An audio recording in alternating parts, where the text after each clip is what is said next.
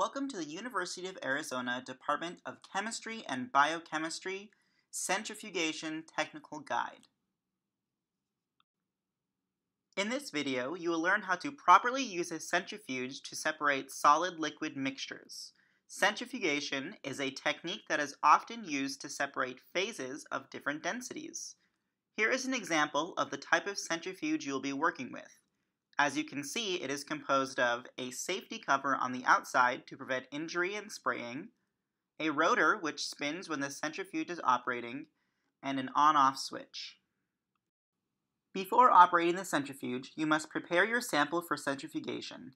First, always use a polypropylene centrifuge tube with a blue screw cap. Do not use a centrifuge tube with a white cap as they tend to break easily, and never use glass test tubes. Check the cap of your tube for cracks or protrusions. Caps that are concave are usable, while caps that are distended or splitting should not be used. When preparing your liquid sample, add up to 10 milliliters of solution to your suitable centrifuge tube. Do not exceed this amount. Doing so can cause spills on your lab bench and in the centrifuge. If your sample volume is greater than 10 milliliters, split the volume equally among 2 or more tubes. Gently wipe the threads of the tube with a Kim wipe to dry them and screw the cap on carefully, ensuring a tight and secure fit. When running a centrifuge, it is very important to balance the centrifuge by weight. This is because the weights paired across the rotational axis must be very close to equal to prevent the centrifuge from vibrating and becoming damaged.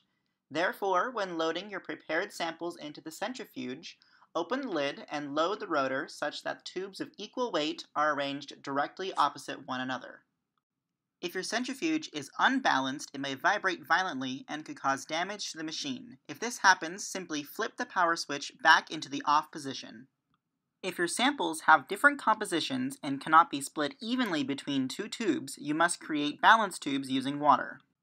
To make a balance tube, you should first place an empty centrifuge tube and beaker on the scale and press the tare button to zero out the mass. Then you can start adding your liquid. You should never add liquid to your tube while it is sitting on the scale.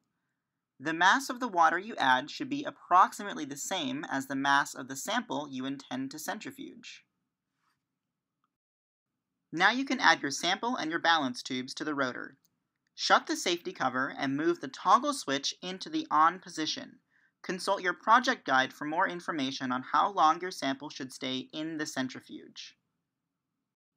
Do not touch the centrifuge while the rotor is still spinning. Wait for the rotor to come to a full stop before opening the lid. Never stop the rotor manually, as this risks damaging the centrifuge and yourself. When the rotor has come to a full stop, remove your samples carefully. Take care not to shake or pull your tubes quickly, as this will remix your separated sample. You will likely see a liquid layer at the top and a pellet of solid material at the bottom. Finally, use a transfer pipette to remove the top layer or supernatant from your centrifuge sample. Be sure to expel air from the pipette while it is outside of the solution to avoid remixing. Then submerge the tip down into the top layer and gently release pressure to draw the supernatant into the pipette. Repeat this process, dispensing your supernatant into a clean receiving vessel. Take care not to disturb the pellet at the bottom. You may also centrifuge two immiscible liquids, such as oil and water. In this case, the hydrophobic layer may sit on top of your desired liquid.